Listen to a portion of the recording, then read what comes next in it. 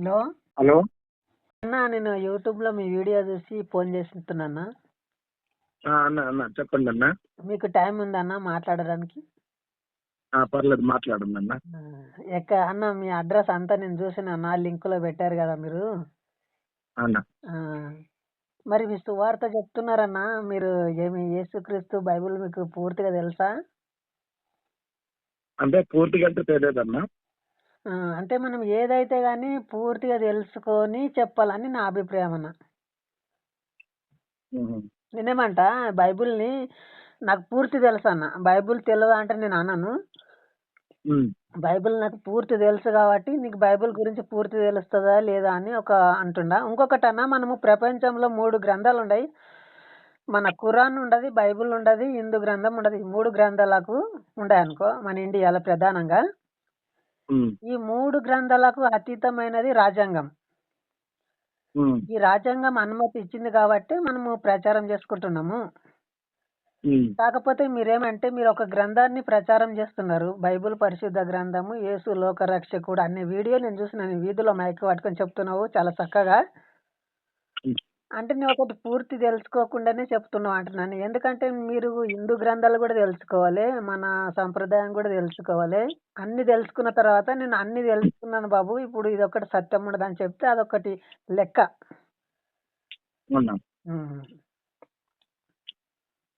అదేనండి మీ డౌట్? ఇదేనా అంటే మీకు ఎక్కడ ఏమి మీరు అంటే నేను చెప్పేది ఏమిని మీకు అట్లా ఆలోచన వచ్చింది? మీరు వీధి సువార్త చేస్తున్నారు కదన్నా, మీరు ఇద్దరు ఉన్నలాకుండారు బ్రహ్మాండంగా. అంటే ఇప్పుడు నేనేమంటా, మా ఇతరులని మన యేసు మతంలోనికి కన్వర్ట్ చేస్తుంటారు కదా.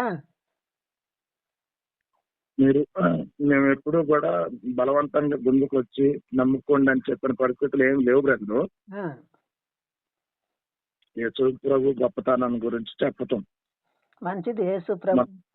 మనం చెప్పినా చెప్పకపోయినా ఆకర్షించబడినటువంటి వారు కొన్ని కోట్ల మంది ఉన్నారు. అవునన్నా. లక్షల మంది ఉన్నారు. అంటే కాకపోతే బైబుల్లో ఒక ప్రామిస్ ఉన్నదనమాట, మీరు సర్వ సృష్టికి వెళ్ళి సువార్తను ప్రకటించండి అనేటువంటి మాట ఉంది. ప్రభు యేసుక్రీస్తు వారు చెప్పారు ఆ మాట. అవును చెప్పారు. మార్కు సువార్త 10వ అధ్యాయంలో ఉన్నది. ఏమంటే యేసుక్రీస్తు ఏమైతే చేశారంటే 4 సువార్తలలో కూడా రాయబడ్డది. మత్తయి సువార్తలో ఏం రాయబడ్డదంటే 10వ అధ్యాయంలో 5వ వచనంలో మీరు అన్యులకు సువార్త చెప్పొద్దు అంటున్నాన్ని అక్కడ ఉండదు. మార్కు సువార్త 4వ అధ్యాయం 12వ వచనంలో యేసుక్రీస్తు ఇతరులకు బోధ అర్థమయ్యేట్లాగా అర్థం కానిలాగా చెప్తాడు. శిష్యులు వచ్చి యేసుక్రీస్తుకు అడుగుతారు, బోధకుడా నువ్వు చెప్పే బోధ మాకు మాత్రమే అర్థమవుతున్నది, ఇతరులకు నువ్వు చెప్పే బోధన అర్థం కాకొచ్చింది ఎందుకని అంటానని యేసుక్రీస్తుకు అడిగితే, యేసుక్రీస్తు ఏమంటాడంటే, ఒకవేళ ఓళ్ళు కూడా మారు మనసు పొంది దేవుని రాజ్యంలో చేరుతారేమో అని వాళ్ళు చూసి కూడా చూడనిలాక, విని కూడా విననిలాక, వాళ్ళకి అర్థం కాకుండా మీకు మాత్రమే అర్థమయ్యేట్లాగా చెప్తున్నారా అంటున్నాని శిష్యులకు చెప్తాడు.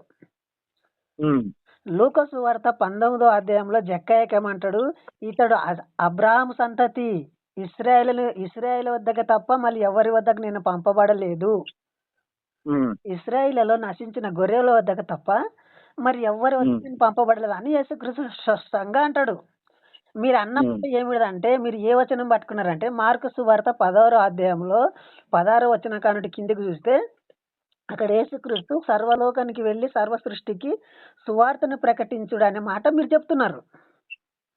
అంతే కదన్నా? ఆ మాట మార్కు సువార్త లాస్ట్ అధ్యాయంలో చివరిలో రాసిండ్రు, మధ్యలో ఎక్కడ రాయలేదు. అంటే అక్కడ ఎండింగ్ లో ఆ మాట చేర్చబడ్డది. ఆ ఒక్క వచనం 4 సువార్తలో లేకుంటది. మార్కు సువార్తల మధ్య ఒకటే ఉంటది. అక్కడ నుండి కంటిన్యూ చేసుకుంటూ పోయినరు. అపోస్తుల కార్యాలకి వెళ్ళి, ఆ పౌలు రాసిన చరిత్రలోకి వెళ్ళి హైడ్ చేసుకుంటా అందరికి చెప్పుకుంటూ పోయినరు. వాస్తవానికి యేసుక్రీస్తు ఉద్దేశము అన్యులకు సువార్త చెప్పొద్దు. యేసుక్రీస్తు మాటలు ఎంత మంచి మాటలు ఉన్నాయంటే చాలా మంచి మాటలు. అతను ఎవ్వరు కూడా ఇతరులకు ఇబ్బంది పెట్టలేదు అతని జీవిత కెరియర్ లో. ఇతరులను క్షమించే అటువంటి గుణం యేసు లోపల ఉండేది. ఉమ్, నా బాధ ఏంటిదంటే ఒక అబద్ధం అనే యేసుక్రీస్తు ఒక బోధ మీరు ఇతరులకు చెప్తున్నారు కదా, ఈ హిందూ ఉమ్, సోదరులంతా మీ బోధలు విని క్రిస్టియనిటీలో కన్వర్ట్ అవుతున్నారు. ఉమ్. అది ఇప్పుడు కన్వర్ట్ అవుతున్నారు అనేది మీ బాధ.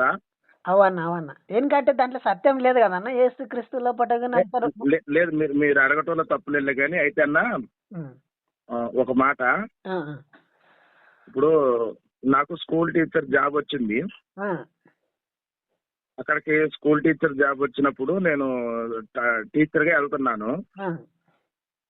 అక్కడికి పిల్లలు రావటము రాకపోవటం అనేటువంటిది నాకు బాధ్యత లేదు.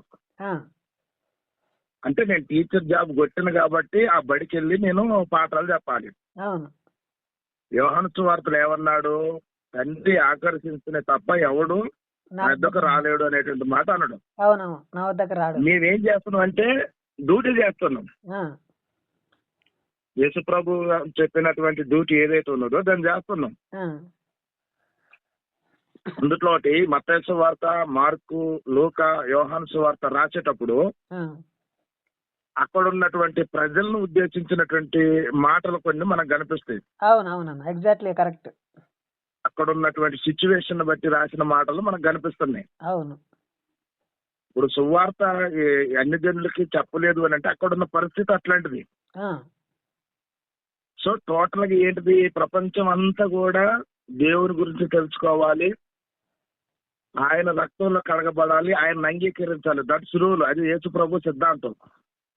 అది ఒక్క చోటనే చూపిస్తారు కదా. మీరు ఇప్పుడు ఎక్కడన్నా నువ్వు లాయర్ దగ్గర తీసుకుపోవాలంటే ఎవిడెన్స్ అడుగుతాడు, సాక్ష్యాలు అడిగితే అన్ని సాక్ష్యాలు ఉండాలి. ఇంచుమించు 2-3 అన్న ఉండాలి. నువ్వు ఒకటే పట్టుకొని పోయినావు అనుకో, ఇక ఇంకా సాక్ష్యాలు ఏమైనా ఉన్నాయా అంటానంటే లేదంటాం. నేను ఎన్నో సాక్ష్యాలు చూపిస్తా. బైబుల్ యేసుక్రీస్తు సువార్త చెప్పొద్దురా, అన్నిల జోలికి వెళ్ళకండి అంటున్నాను. ఒక ఆమె వస్తుంది అన్న, ఒక ఆమె వచ్చి యేసుక్రీస్తుకి అడుగుతుంది, అయ్యా నా ఒక కొడుకు చాలా బాధపడుతున్నాడు, నువ్వు వచ్చి బాగా చేయి అంటున్నాను. యేసుక్రీస్తుని బతిమిలాడుతుంది.